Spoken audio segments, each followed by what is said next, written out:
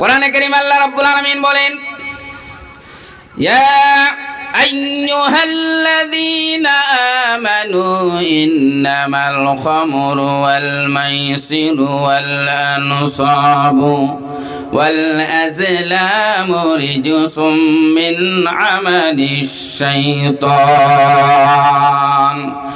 فاجتنبوه لعلكم تفلحون জোরে আল্লাহু আকবার। আল্লাহ রাব্বুল আলামিন বলেন, হে বিশ্বাসী বান্দারা ভালো করে শুনেন।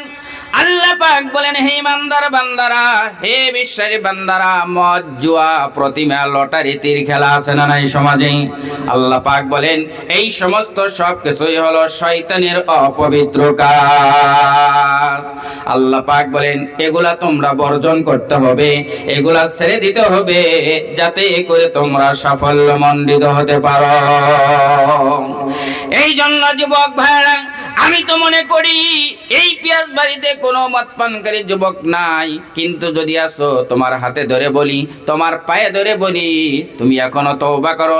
এখনো কিন্তু সূর্য পশ্চিম দিগন্ত উদয় হয় নাই। যেদিন পশ্চিম দিগন্ত সূর্য উদয় হবে সেদিন থেকে আল্লাহ পাক তওবার দরজা বন্ধ করে দিবে। ঠিক না বে ঠিক? এখনো সময় আছে, তওবা করো, ঘুরে আসো, ফিরে আসো। মদ পান যারা করবে কিয়ামতের দিন তাদেরকে ভয়ানক শাস্তি দেওয়া হবে। আল্লাহর নবী বলেছেন, যুবক ভাইরা ভালো করে শোনো, কেমন করে তোমার এই মুখ দিয়ে তুমি নেশা পান করো, কেমন করে তুমি ড্রাগস নাও, কেমন করে তুমি নেশার ট্যাবলেট গ্রহণ করো। নবীজি বলেন কিয়ামতের দিন বেশ্যা মহিলা যে সমস্ত থাকবে, ব্যভিচারিণী মহিলাদের লজ্জাস্থান থেকে আল্লাহ পাক একটা অপবিত্র মলমূত্র নিজরা জারি করে দিবে। এই মলমূত্র এত দুর্গন্ধপূর্ণ হবে, এত দুর্গন্ধপূর্ণ হবে, নবীজি বলেন জাহান্নামের আযাবে যারা পতিত হয়ে থাকবে, পড়ে থাকবে, তাদের নাকে যখন এই ব্যভিচারিণী মহিলার লজ্জাস্থান থেকে বের হওয়া মলমূত্রর গন্ধ ধরা পড়বে, তখন জাহান্নামের আযাব থেকে এই ব্যভিচারিণী মহিলার লজ্জাস্থানের মলমূত্রর গন্ধর কষ্টটাই বেশি কষ্ট মনে করবে।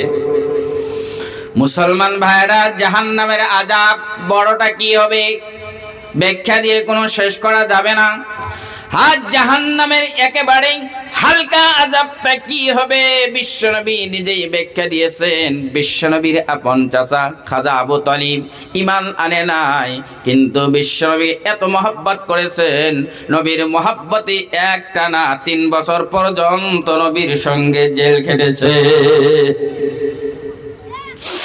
ওই আবু তালিব যখন মৃত্যু শয্যা বিছানায় পড়ে আছে, নবীজি বেকরার হয়ে গেছে, আমার চাচা এত মহব্বত আমাকে করেছে, এত ভালোবাসা দিয়েছে, আমার চাচা যদি ঈমান ছাড়া বিদায় হয়ে যায়, কিয়ামতের দিন আমার চাচা জাহান্নামী হয়ে যাবে।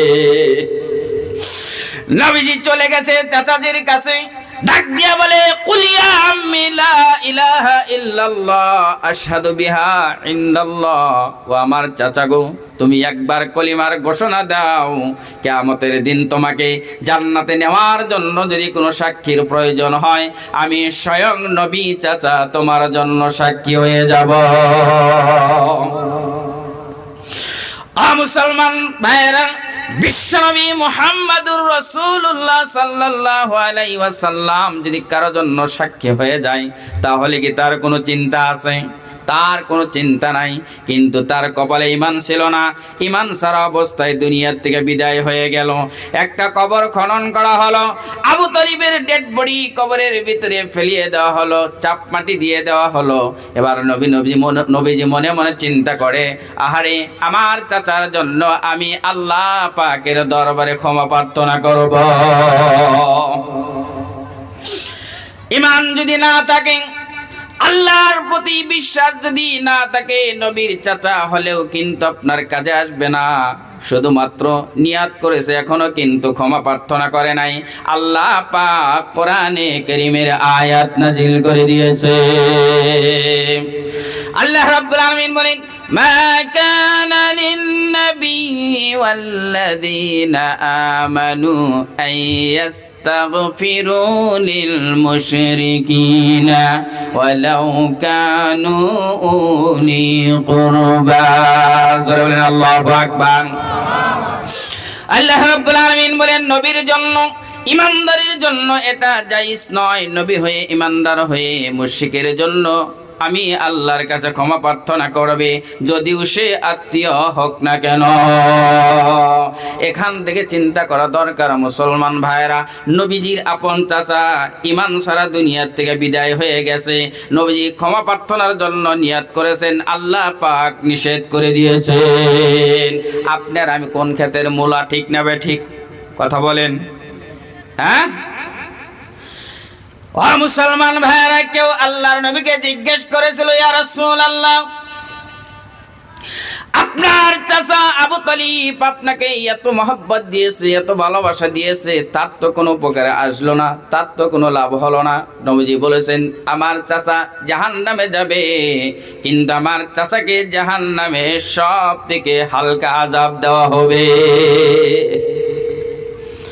হালকা আযাবটা কি হবে নবীজি ব্যাখ্যা দিয়েছেন, জাহান্নামের আগুন দিয়ে একজোড়া জুতা তৈরি করা হবে, ওই জাহান্নামের আগুনে তৈরি জুতা আমার চাচা খাজা আবু তালিবকে পরিধান করানো হবে।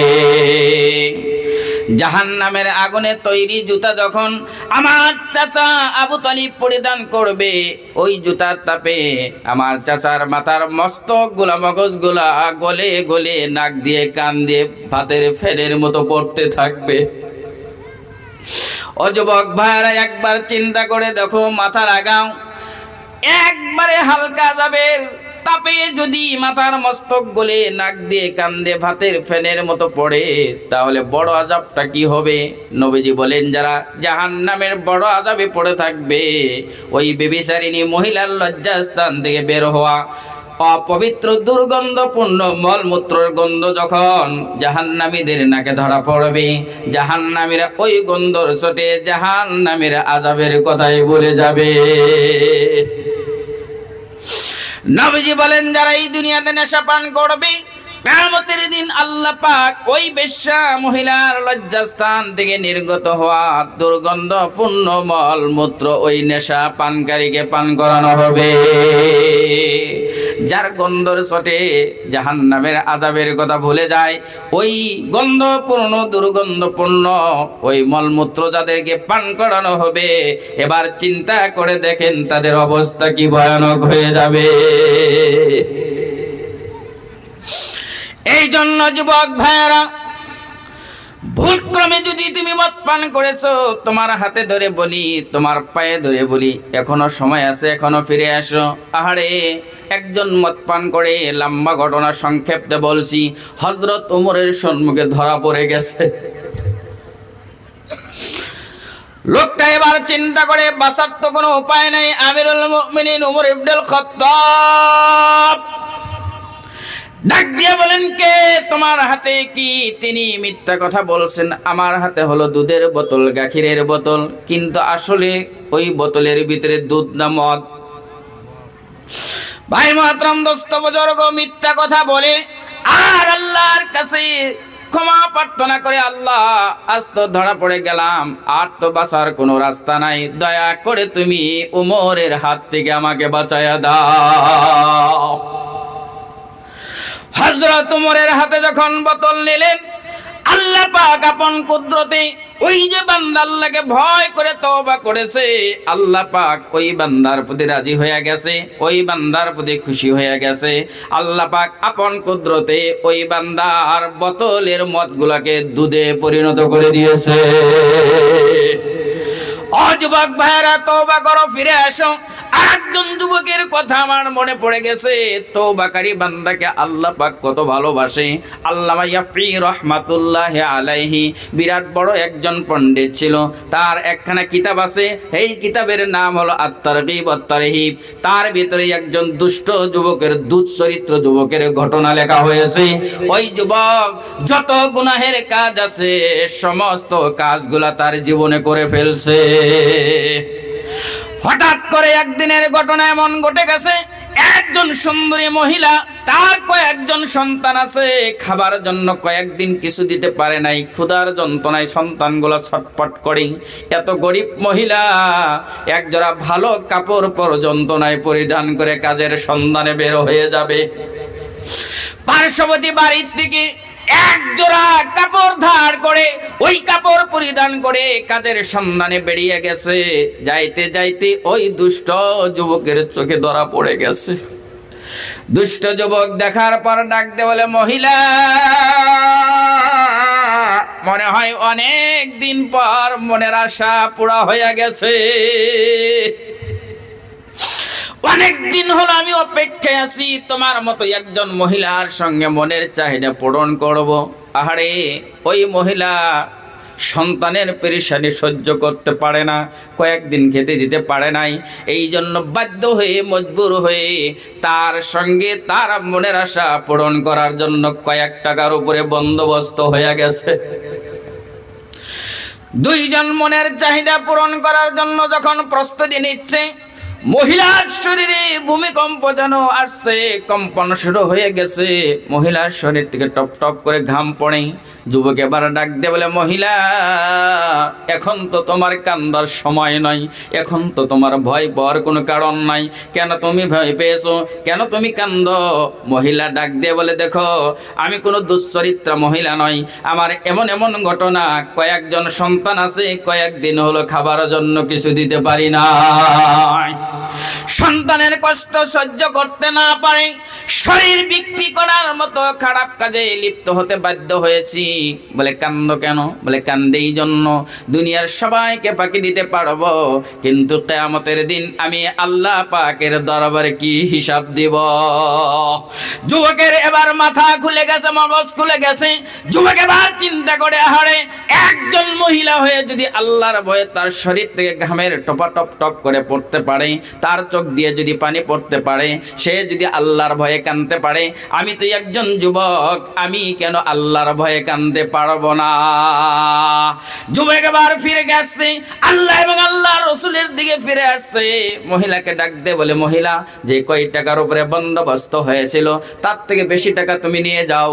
এই টাকা কোনোদিন ফেরত দেওয়া লাগবে না, তোমার সন্তানের খাওয়া লওয়ার ব্যবস্থা তুমি করে দাও।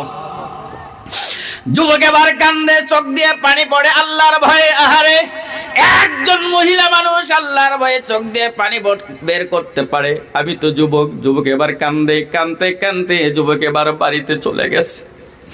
বাড়িতে গিয়ে মাকে ডাক দিয়ে বলে, মা, তোমার পোড়া কপালের সন্তান ফিরে আসছি। মা ডাক দিয়ে বলে, বাবারে, কান্দো কেন? তোমার চোখ দিয়ে কেন পানি পড়ে? সন্তান বলে, মা, সারা জীবন গুনাহ করে অপরাধ করে শেষ করে দিলাম, আজকে কান্দি এই জন্য, আজকের বেলায় একটা ভালো কাজ আমি করেছি। বলে, কি করেছো? সমস্ত সব কিছুই খুলে বললেন। মা এবার সিজদায় পড়ে আল্লাহু আকবার বলে আল্লাহকে ডাক দিয়ে বলে, আল্লাহ, মনে হয় আমি মার দোয়া আজকে আমার সন্তানের ব্যাপারে কবুল হয়ে গেছে। মা এবার ডাক দিয়ে বলে, বাবারে, তোমার তো জীবনের অভ্যাস ছিল, যখনই তুমি কোনো কাজ করো সঙ্গে সঙ্গে তুমি একটা নোটবুকের ভিতরে লিপিবদ্ধ করে নাও, লিখে নাও। আমি মা হয়ে তোমাকে হুকুম করলাম, আজকার এই ভালো কাজটাও তোমার নোটবুকের ভিতরে তুমি স্থান দিয়ে দাও। মায়ের কথা মতো সন্তান যখন নোটবুকটা হাতে নিচ্ছে, পাতার পর পাতা খুলে, পাতার পর পাতা খুলে চোখ দিয়ে পানি পড়া বেশি হয়ে গেল।